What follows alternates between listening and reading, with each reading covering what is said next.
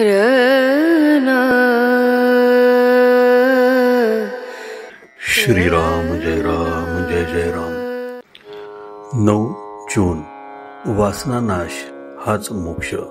पुष्कळदा भक्ती म्हणजे काय किंवा परमार्थ कशाला म्हणतात हेच आपल्याला कळत नाही।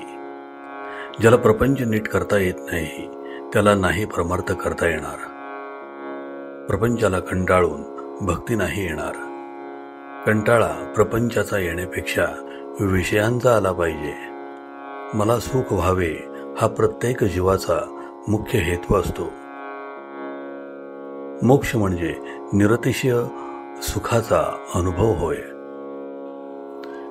जिवंतपणी मिळालेली आत्यंतिक सुखाची स्थिती अशी मोक्षाची व्याख्या करता येईल। खरोखर भगवंताजवळ काय कमी आहे? एक आपले मन त्याला द्यावे आणि त्याची श्रद्धायुक्त भक्ती करावी। काळजी करणे म्हणजे भगवंतावर भरोसा नसणे होय।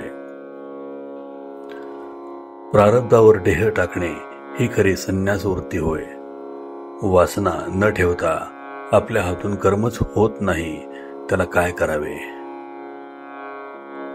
माझे समाधान माझ्याजवळ असताना दुसरीकडे ते मिळेल असे आपल्याला वाटते, हेच आपले चुकते। हवे पण संपले नाही तोपर्यंत समाधान नाही।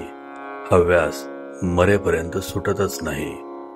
हे सर्व रोगांचे मूळ आहे आणि म्हणूनच ज्याची वासना नाहीशी झाली तो मोक्षत्वाला गेला खरा। आशेची निराशा झाली नाही तोपर्यंत भगवंताचा दास नाही होता येणार। आशा जेव्हा मनात उठेल तेव्हा ती भगवंताला अर्पण करावी। प्रत्येकाला वाटते मी श्रीमंत व्हावे, पण किती जण तसे होतात? म्हणजे ही निराशाच नाही का?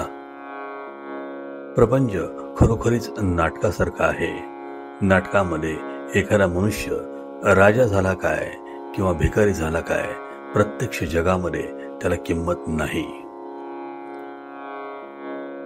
उलट भिकाऱ्याचे काम करणाऱ्याने जर ते उत्तम केले तर लोक त्याचे कौतुक करतात। तसे प्रपंचामध्ये कुणी श्रीमंत असला काय आणि कुणी गरीब असला काय याला महत्त्व नसून त्याने भगवंताचे अनुसंधान किती ठेवले याला खरे महत्त्व आहे। आपण पैसा साठवला तर गैर नाही, पण त्याचा आधार न वाटावा। अनुसंधानाच्या आड त्याला येऊ देऊ नये। विषयावर जोपर्यंत तुमचे सुख अवलंबून आहे तोपर्यंत भक्तीचे खरे सुख मिळत नाही। एक भगवंतच मनापासून हवा असे वाटले म्हणजे तो प्राप्त होतो। मी करतो असे कधीच म्हणू नये। मी आपल्या तपश्चर्येने भगवंताला पाहीन असे जो म्हणतो त्याला भगवंताचे दर्शन होणे कठीणच असते।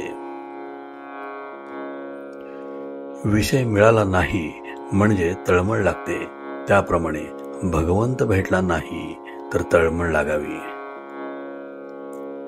आजच्या आपल्या स्थितीत आपल्याला काय करता येणे शक्य आहे हे प्रथम पाहावे।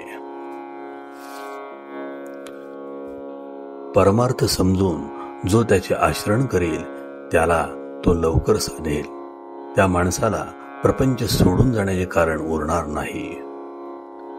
आजचे बोधवचन, हवे व नको याचा आग्रह नसावा, यातच वासनेचे मरण आहे।